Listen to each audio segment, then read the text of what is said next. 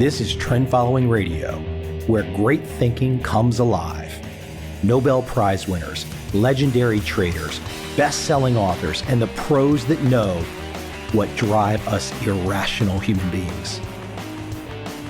I am your host, Michael Covel. Not filtered, raw, honest. That's my passion.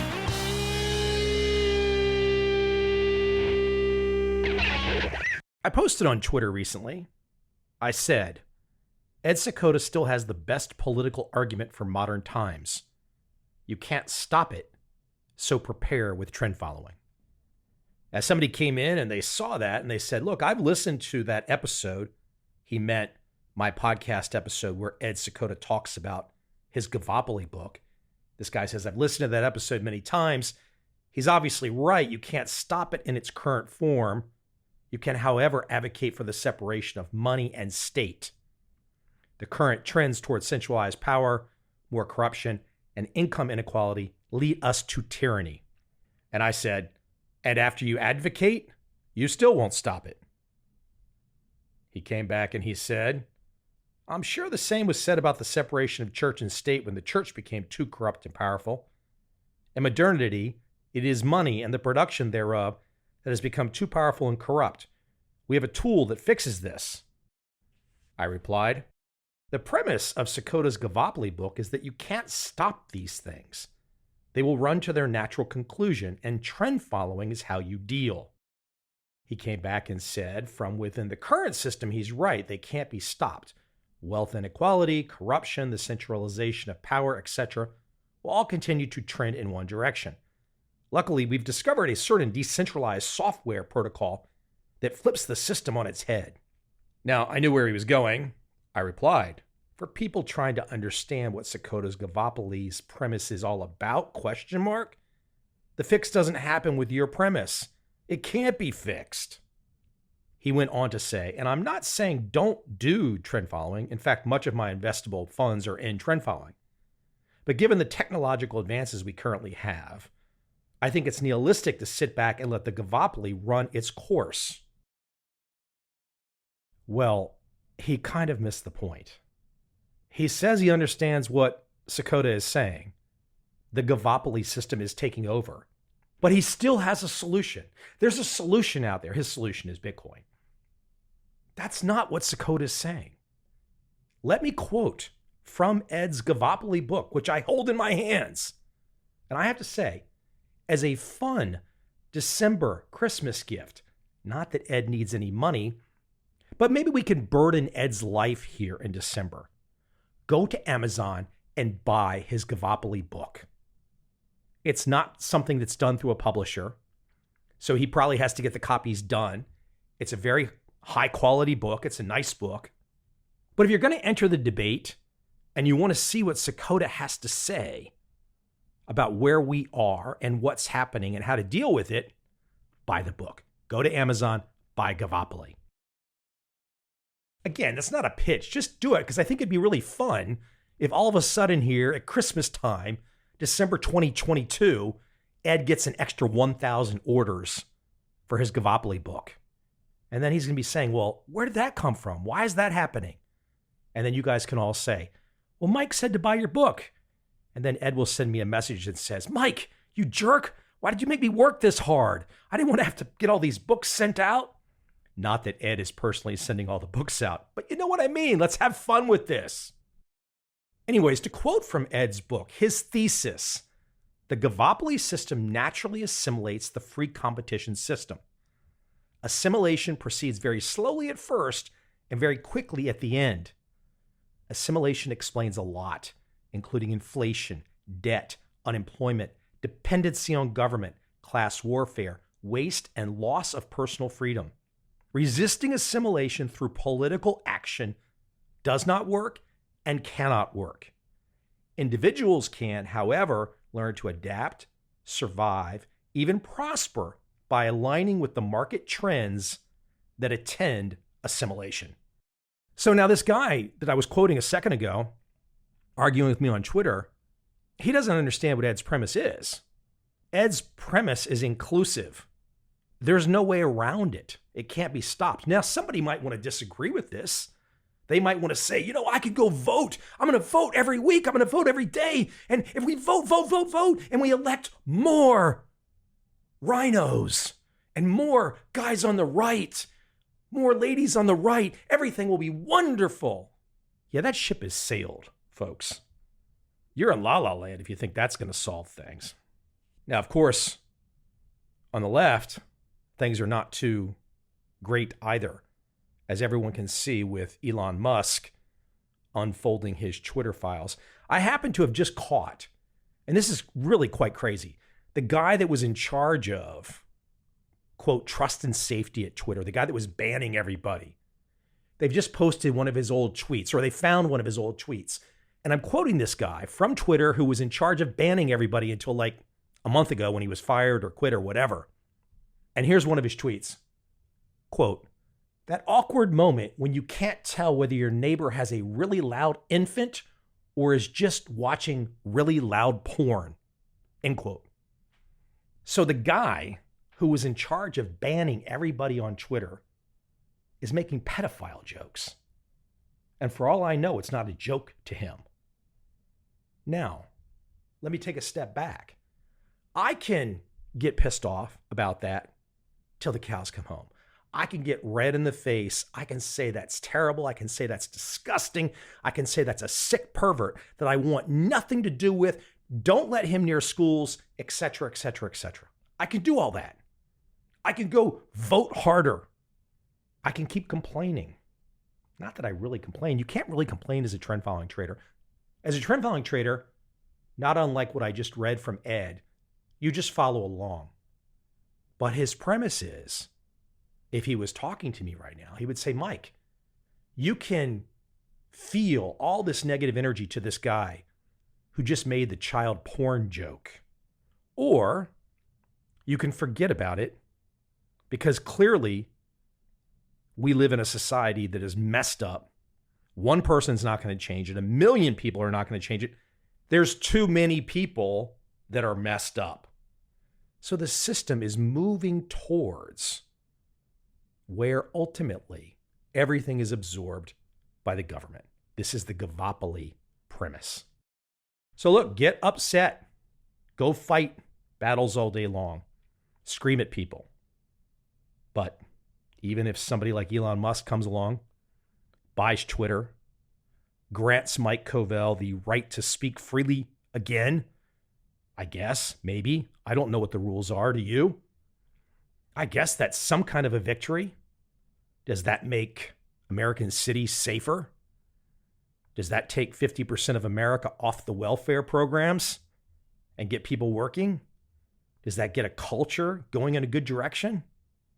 No, I'm not really sure that gaining the ability to say a few extra words on Twitter does much of anything.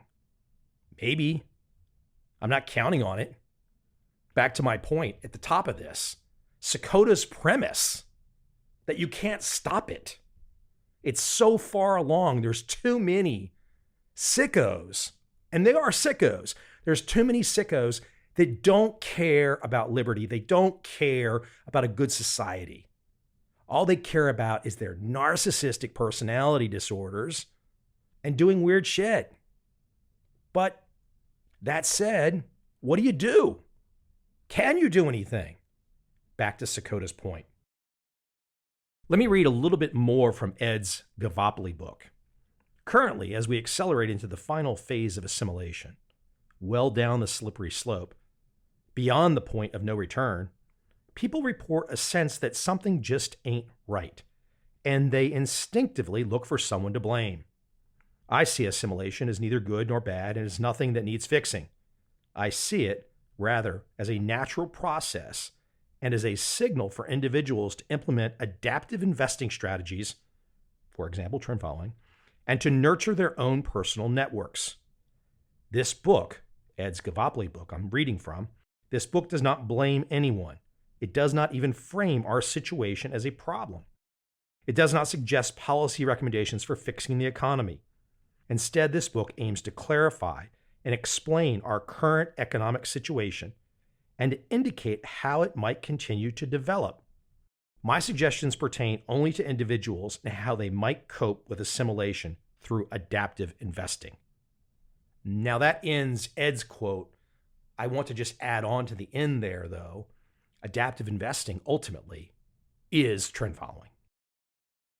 So you see, we can have a fight in a debate like Milton Friedman did about how the Federal Reserve creates inflation. It's not done from the local businesses raising prices. We can have that debate. We can have a welfare debate. We can have a crime debate. We can have a debate about the guy who was running Twitter's moderation program, making jokes about pedophiles. We can have all these debates. We can have the debate about whether or not, and I think it's pretty clear to be a true statement, we could have the debate about whether or not it's a good thing that governments around the world are effectively controlling social media, which means in quote, democracies, they're effectively controlling democracies. We can have all these debates. Back to the top, what I said at the very top. Sakota has the best premise for the modern political fight. You can't stop it. There are too many people along for the free ride who support the idea of a government. That's how they get paid. And Ed goes into a lot of the details about the how and why we got to this point where voting more is not going to solve it.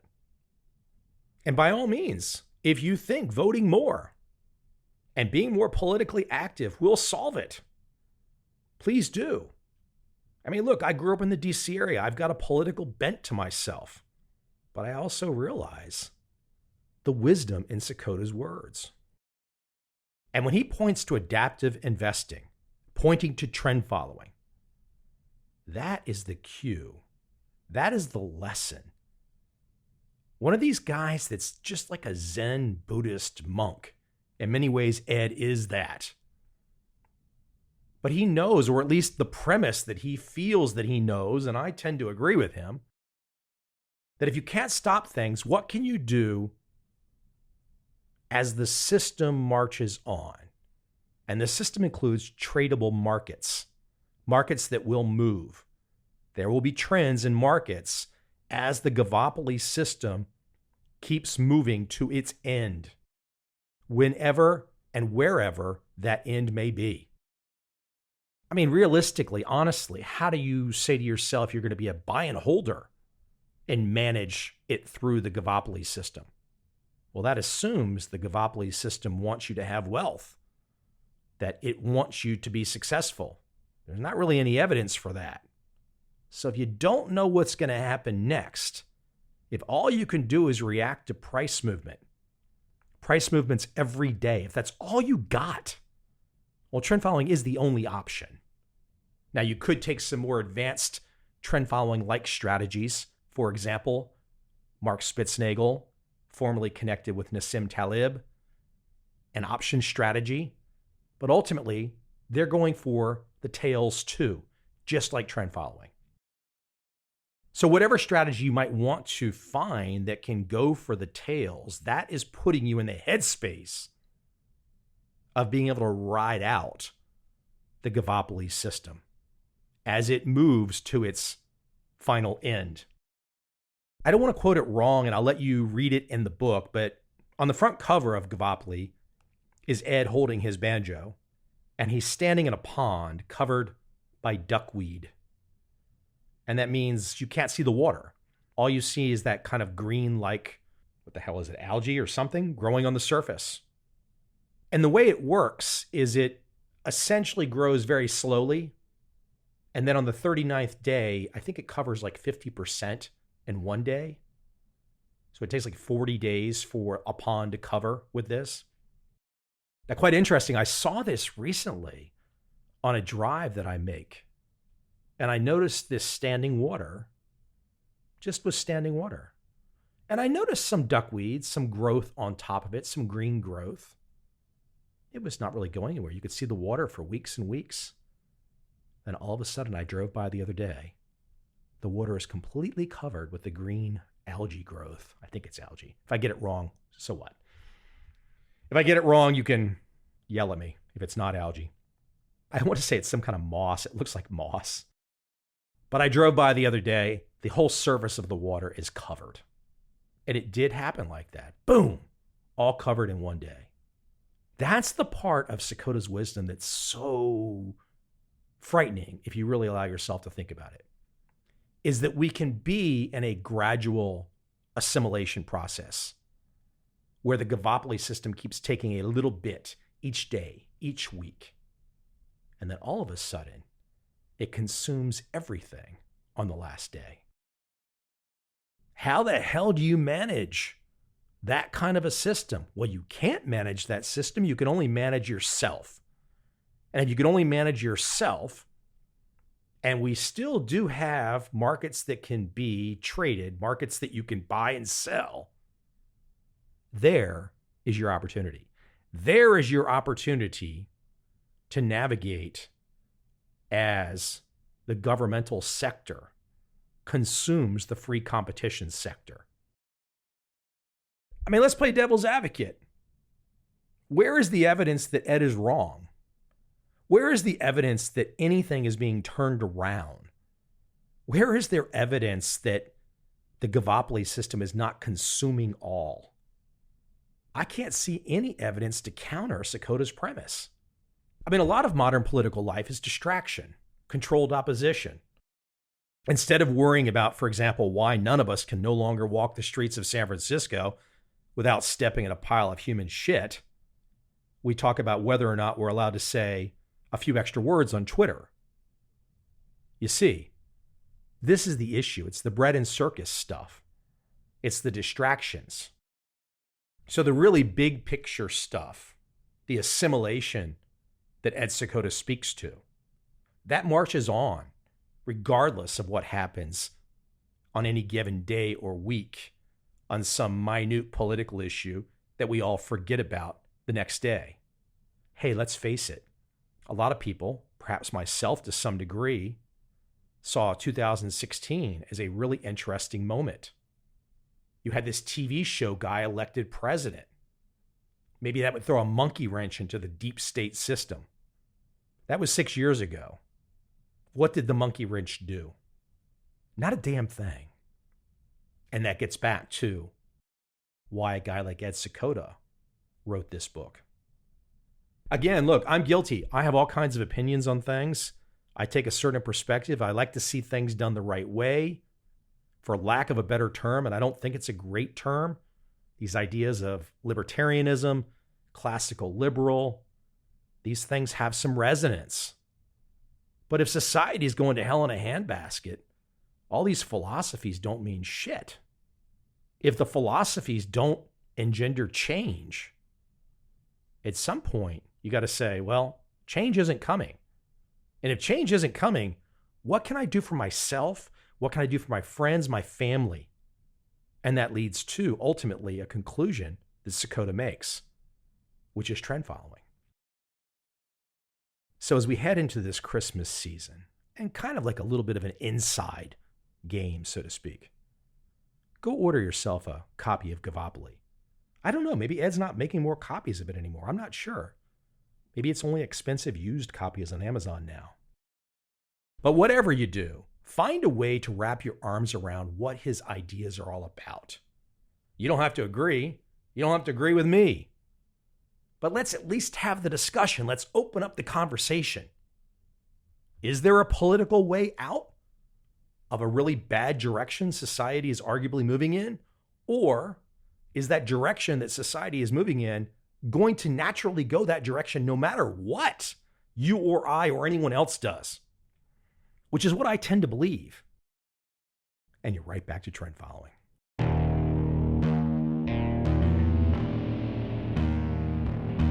I see a time when those awake will understand how to make money in up, down, and surprise markets.